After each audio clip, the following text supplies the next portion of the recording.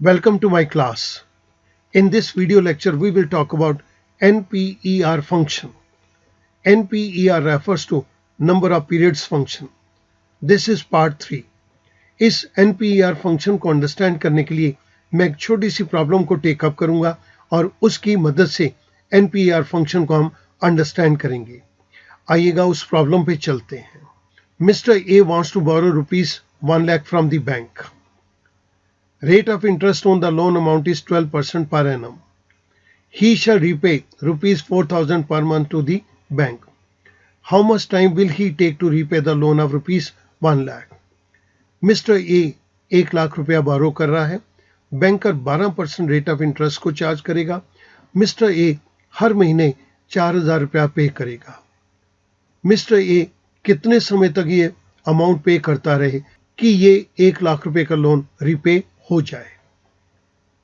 It means कि हमें यहां पर पीरियड को कैलकुलेट करना है और पीरियड को कैलकुलेट करने के लिए हमारे पास फंक्शन है NPER.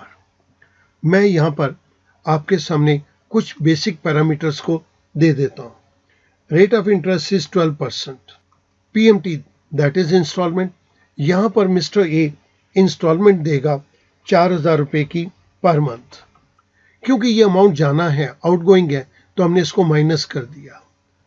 प्रेजेंट वैल्यू आज की डेट में मिस्टर ए को कितना अमाउंट मिल रहा है, that is rupees 1 lakh. Future के अंदर ये वैल्यू कितनी हो जाए, 0. मैं डिस्क्रिप्शन के अंदर आपकी कन्वीनियंस के लिए कुछ ये चीजें लिख देता हूं. Rate of interest, PMT, this is the instalment to be paid. This is the loan amount.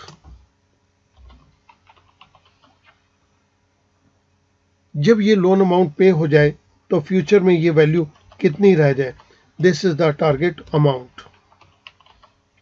Mister A कितने समय के अंदर इस लोन को रीपे कर देगा, हमें इसको कैलकुलेट करना है. तो मैं यहां पर NPER के फंक्शन को टेकअप कर रहा हूं. सबसे पहला पैरामीटर है rate. This is the rate given to us. I divide it by 12. Per month कितनी वो इंस्टॉलमेंट देगा, that is rupees 4,000. Next argument is present value, that is rupees 1 lakh. The next one is future value. हम चाहते हैं कि ये loan last में 0 हो जाए, कॉमा. मिस्टर ए पेमेंट करेगा at the end of the period, so 0 and parenthesis close. लगभग 29 मंथ्स के बाद ये लोन टोटली रीपे हो जाएगा. मैंने जिस फंक्शन को यहाँ पे यूज किया वो मैं आपकी रेफरेंस के लिए यहाँ पर दे देता हूँ और NPER का एक बारी दोबारा से सिंटेक्स भी मैं दे देता हूँ.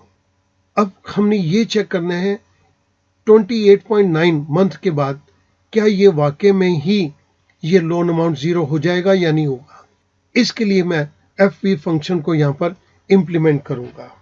Equals to FP rate, this is 12% divided by 12 so that we get the monthly rate of interest, comma. NPER, अब ये मैं NPER वो दूंगा जो अभी हमने कैलकुलेट किया है. PMT जो इंस्टॉलमेंट का अमाउंट पे किया जाना है. प्रेजेंट वैल्यू 1 लाख रुपए का लोन लिया गया है, हम पे करेंगे at the end of the period, so 0 parenthesis close. I press enter. आप स्टूडेंट देखिएगा 1 लाख रुपए का लोन लिया गया 12% रेट ऑफ इंटरेस्ट के ऊपर, 4,000 रुपया per month mister A repay करेगा, तो ये लोन 1 लाख रुपए का 28.9 मंथ के अंदर रीपे हो जाएगा. इस बात को जानने के लिए कि ये ठीक भी है या नहीं है, हमने इस जगह के ऊपर फ्यूचर वैल्यू के फंक्शन को इंप्लीमेंट कर दिया. फ्यूचर वैल्यू के फंक्शन ने हमें ये बता दिया कि ये 28.9 मंथ के बाद ये लोन बिल्कुल 0 हो जाएगा. इट मीन्स हमारा आंसर बिल्कुल करेक्ट है. हमने इसको वेरीफाई कर लिया. तो स्टूडेंट, इस तरह से आपने एक चीज़ देखी कि जो हमने नंबर ऑफ पीरियड को कैलकुलेट किया है, आप फ्यूचर वैल्यू के फंक्शन को इम्प्लीमेंट करके उसे क्रॉस वेरीफाई भी कर सकते हैं, या हम उसे और डिफरेंट फंक्शंस के साथ भी क्रॉस वेरीफाई कर सकते हैं। I hope that this simple problem must have been clear to you. Thank you very much.